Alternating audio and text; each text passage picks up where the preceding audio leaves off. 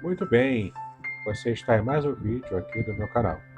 Eu sou Davidson Bignon, sou mestre em Ciências da Religião, pastor congregacional, professor de hebraico bíblico e exegese do Antigo Testamento no seminário. Sou também publisher editorial e fiz parte da equipe de revisores da Bíblia de Estudo Matthew Henry, publicado hoje pela Sociedade Bíblica do Brasil. É com muita alegria que eu estou com você para mais esse vídeo, e em especial porque, devido aos acontecimentos lá em Israel e na faixa de Gaza, desde o mês passado, de outubro, até mesmo agora no início de novembro, nós temos percebido que o povo de Deus, o povo evangélico, tem tido muitas dúvidas com respeito ao papel de Israel em todos esses acontecimentos, especialmente nas questões teológicas. Qual, portanto, o papel de Israel como povo de Deus diante disso tudo? Será que Deus está feliz com Israel? Ou, inclusive, aquela dúvida antiga que tem surgido: será que Deus está agora rejeitando Israel? Será que por algum motivo Deus tem rejeitado o seu povo? Como muitas vezes nós percebemos que alguns pregadores e teólogos evangélicos aqui no Brasil dizem, né, que Deus rejeitou o seu povo porque o seu povo havia rejeitado Jesus Cristo também como Senhor e Salvador. Será que isso é verdade? Nós vamos trabalhar hoje aqui, então, o texto de Romanos capítulo 11, o versículo de 1 em diante. Esse capítulo 11 de Romanos é um tratado especial que Paulo faz sobre o papel de Israel nos planos de Deus. Você vai ver aqui que, em muitas ocasiões, o nosso povo evangélico tem visto em Israel uma situação mais até escatológica do que propriamente teológica, né, no dia a dia. Tem, por exemplo, entendido que Deus tem dois povos. Tem um destino para a igreja, que seria o povo de Deus atualmente, e também teria um destino especial e separado para Israel, que seria como se ele fosse um povo de segunda categoria, depois que Jesus criou e fundou a igreja, não é? Mas temos percebido aqui que isso não corresponde com o que a Bíblia revela. Esse texto de Romanos capítulo 11 fala justamente sobre isso. Qual o papel de Israel frente à igreja e no que diz respeito também aos planos de Deus para o futuro da nação que ele havia escolhido.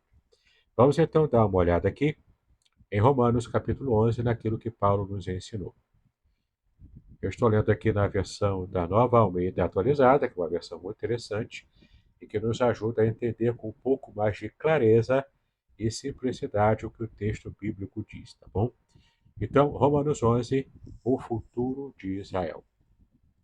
Então eu pergunto: será que Deus rejeitou o seu povo?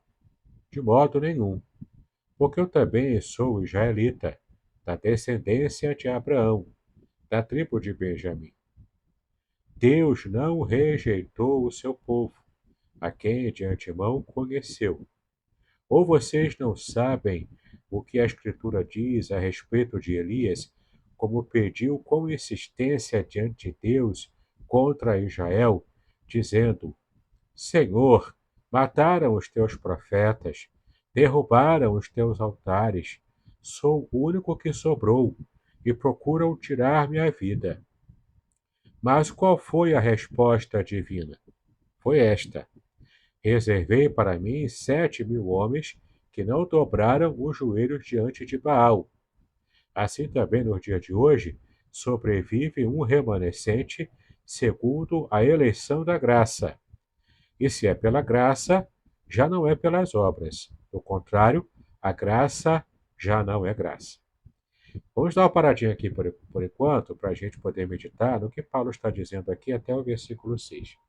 Ele aqui se refere a uma parte do povo judeu que havia já aceitado a Cristo como Senhor e como Messias. Reconheceram a Cristo como Messias. E o outro grupo ainda maior, daqueles que rejeitaram a Cristo como Messias. Paulo aqui se refere, então, que Deus não rejeitou ao seu povo inteiro por causa desse grande grupo que ainda não havia aceitado Cristo como Messias.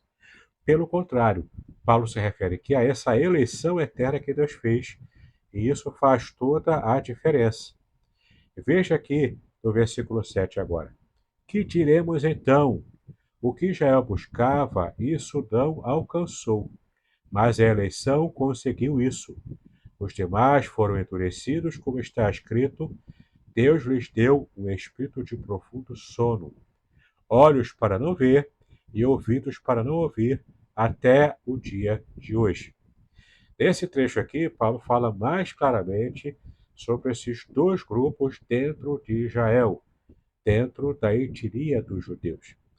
Os judeus que já estavam entendendo que Cristo era o Messias e aqueles que ainda estavam cegos e surdos para não entenderem a, a verdade do que Deus já estava fazendo. No versículo 9, Paulo continua então o seu raciocínio. E Davi disse que a mesa dele se transforme em laço e armadilha, em tropeço e punição, que os olhos dele se escureçam, para que não vejam, e fiquem para sempre encurvadas as suas costas.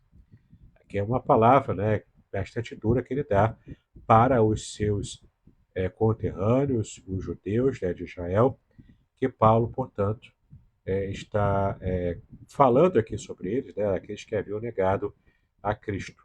E esse era o ministério de Paulo, né, pregar o evangelho àqueles gentios e também aos judeus. Ele sempre começava pregando pelas sinagogas, ele falava aos gentios preferencialmente, mas sempre começando a pregar aos judeus, porque essa era também a sua missão.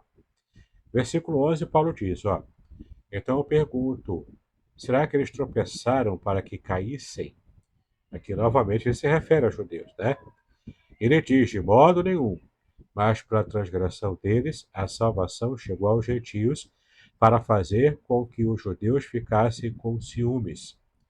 Ora, se a transgressão deles resultou em riqueza para o mundo, e a diminuição deles resultou em riqueza para os gentios, quanto mais a plenitude deles. Não é? Aqui Paulo está dizendo, olha só, os judeus, eles rejeitaram-se, a maior parte rejeitou Jesus.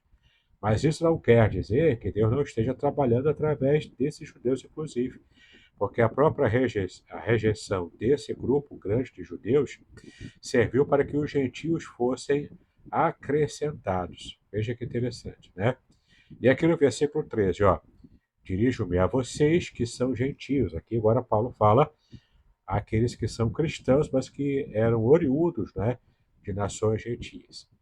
Visto que eu sou apóstolo dos gentios, glorifico o meu ministério para ver se de algum modo eu posso fazer com que os do meu povo, aqui se refere a judeus, né?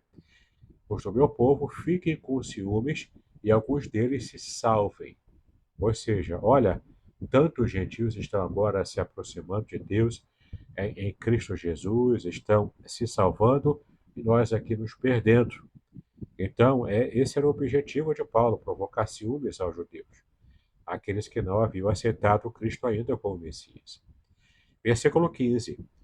Porque se o fato de eles terem sido rejeitados trouxe reconciliação ao mundo, que será o seu restabelecimento, senão vida dentre os mortos? Apenas para lembrar aqui que quando Paulo fala aqui de rejeitados, é o grupo de judeus, que infelizmente era grande ainda na sua época, mas que haviam rejeitado Jesus, tá bom? E aqui ele está fazendo essa comparação. Não é a nação de Israel inteira, mas é esse grupo que não havia aceitado Cristo como Messias. Versículo 16. E se forem santas as primícias da massa, igualmente será santa a sua totalidade. Se for santa a raiz, também os ramos o serão. Aqui é o princípio do maior que influencia o menor. Se o maior já é santo, no caso aqui ele se refere a Israel, aqueles que aceitaram Cristo como Messias, portanto, se o maior, que é a nação de Israel, ela já é santificada por Deus por causa do pacto que Deus havia feito com Israel desde o Antigo Testamento, desde o passado, quanto mais agora, né? Mesmo esse grupo de judeus que não estavam aceitando a Cristo, e também os gentios, né, também podem ser santificados, ainda que tardiamente. Né? É uma palavra interessante que ele fala aqui.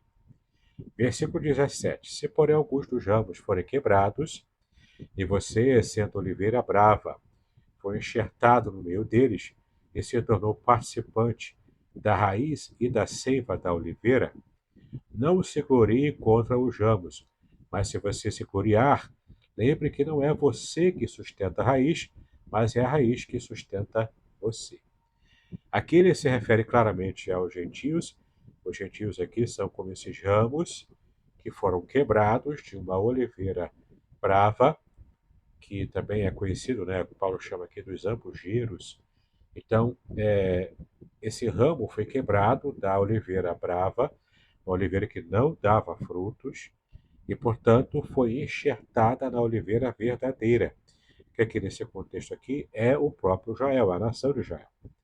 Então, os gentios sendo enxertados em Cristo, na oliveira verdadeira que é Israel, então eles conseguem se alimentar da mesma seiva, da mesma raiz, e receber alimento e, portanto, produzir fruto também.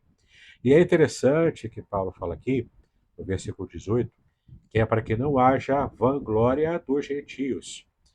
Olha, nós somos gentios, estamos enxertados aqui em Israel, então olha só como a gente, né, foi abençoado por Deus, como a gente tem uma boa recepção diante de Deus.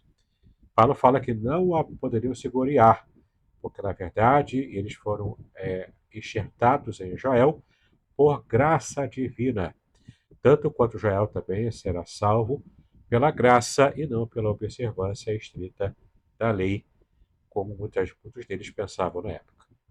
Veja aqui agora o versículo 19, aqui ele falando aos gentios ainda. Então você dirá, alguns ramos foram quebrados para que eu fosse enxertado. Aqui se refere aos ramos da oliveira Israel mesmo, né? Aquele grupo de judeus que não haviam aceitado Cristo como Messias. Versículo 20. Correto.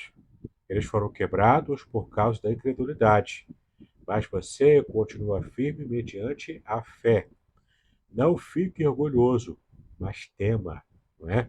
Porque se Deus não poupou os ramos naturais, que são os judeus, também não poupará você, já que aqui ele se refere aos gentios, portanto, esses ramos da oliveira brava, os ambugeiros. Não é?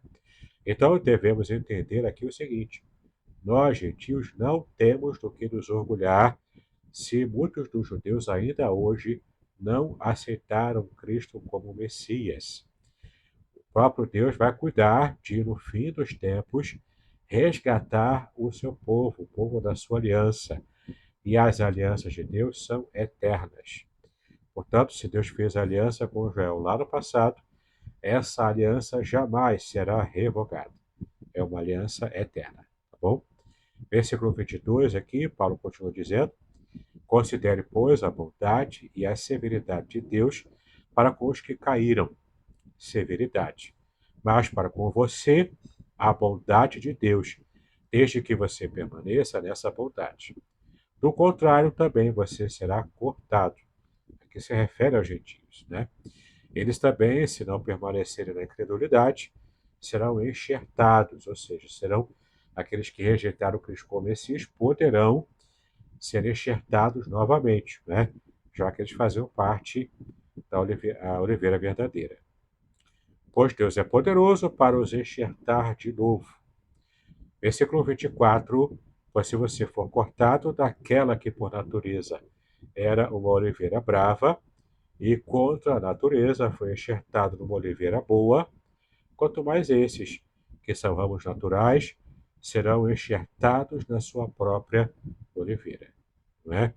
Então, veja que interessante o que Paulo se refere aqui, falando justamente sobre o modo como Deus lida com essas duas classes de pessoas, né? Os gentios para a época, e nós aqui como brasileiros estamos incluídos nesse grupo dos gentios, e também no grupo dos judeus, só que os judeus haviam rejeitado a Cristo como Messias.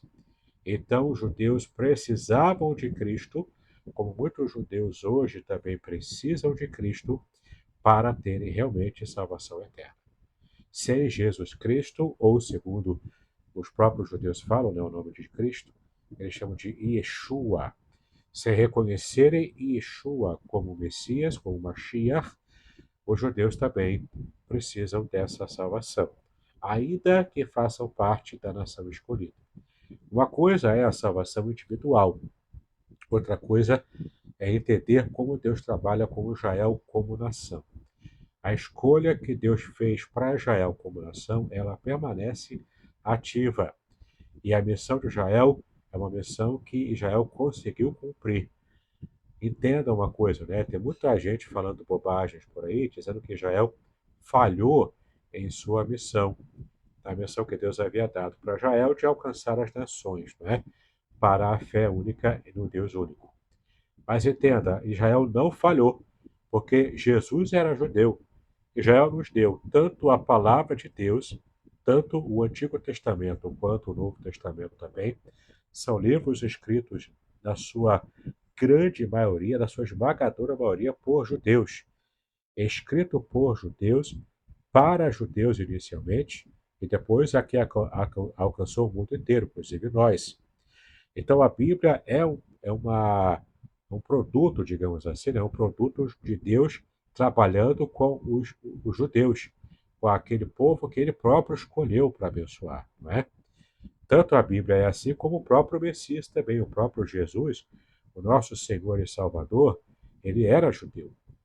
Então, os judeus nos deram a palavra de Deus escrita, nos deram as experiências com Deus no passado e nos deram principalmente o Messias.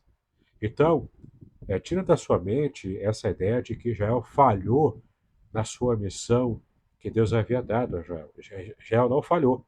Afinal, nós recebemos a palavra de Deus, recebemos Cristo como Senhor por causa de Israel. Tá bom?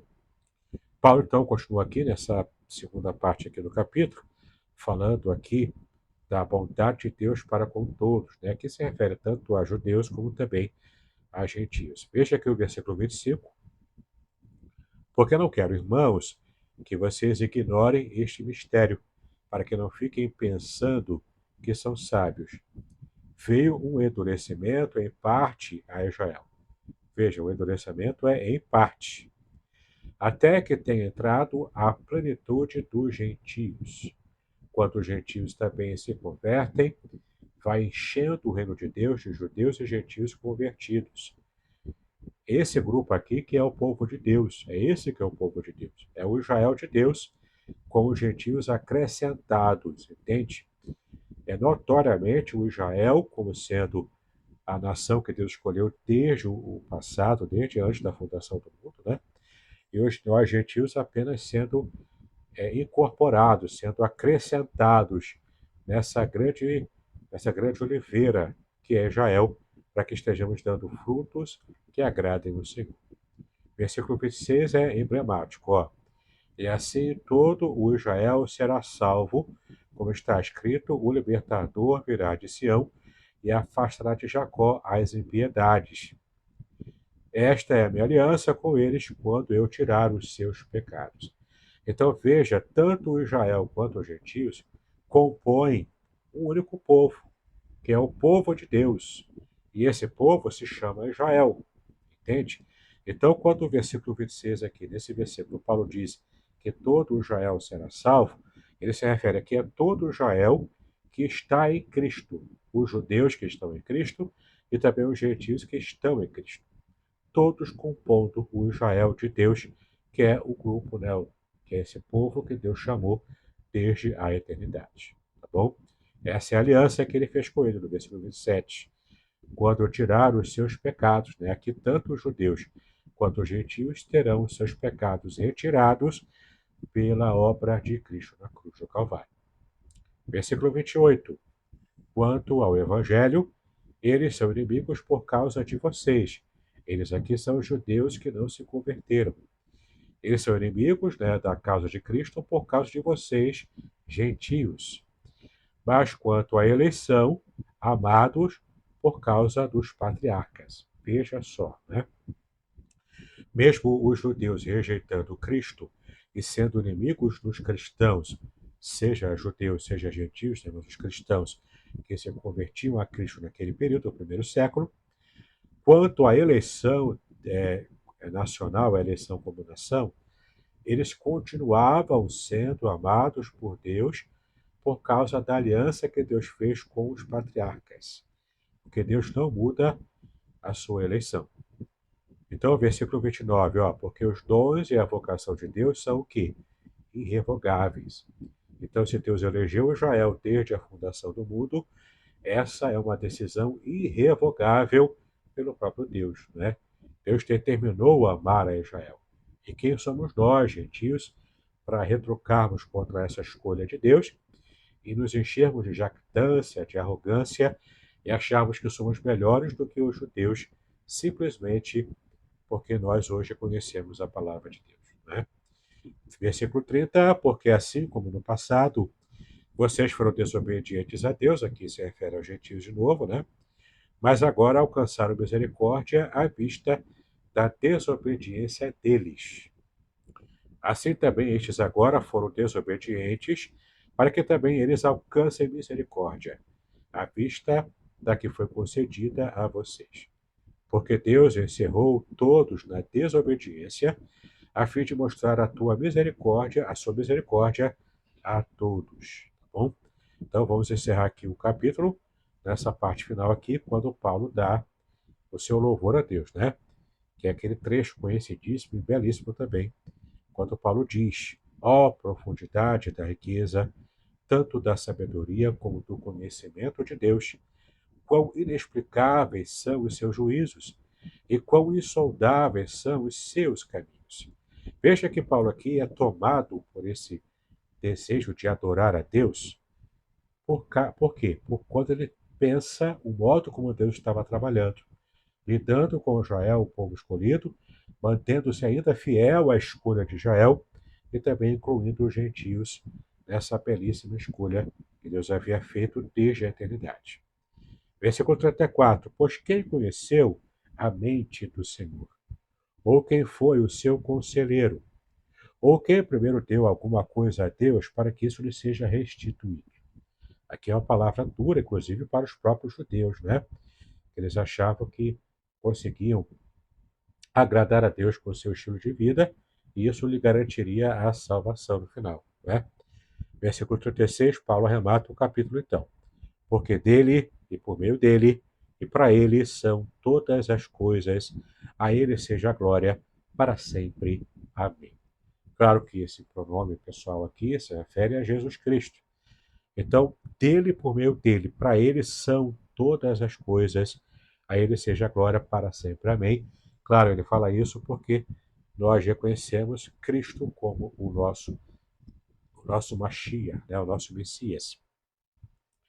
E quando Israel também em massa reconhecer a Cristo como Messias, então todo Israel também será salvo. Tá bom? Espero que a leitura e esse comentário prévio, né, no capítulo 11 de Romanos, tenha trazido conhecimento para você, alguma dúvida que você possa ter tido quanto ao papel de Israel. Será que Deus havia rejeitado Israel? Já de cara aqui, o próprio Paulo faz essa pergunta retórica e responde no versículo 2, né? Deus não rejeitou o seu povo, a quem de antemão conheceu. Bom, então, lembre-se sempre disso. Deus não rejeitou Israel. Deus se mantém fiel à sua escolha desde a fundação do mundo. Tá bom? Israel está, sim, nos planos de Deus, mesmo no que diz respeito à escatologia. E podemos pensar assim até mesmo como o Israel nacional, o Israel nação, que será muito abençoado por Deus, mesmo no futuro escatológico. Tá bom? Que Deus possa guardar a nossa mente, o nosso coração, que Deus abençoe você e os seus estudos, paz e bênção sobre a sua vida.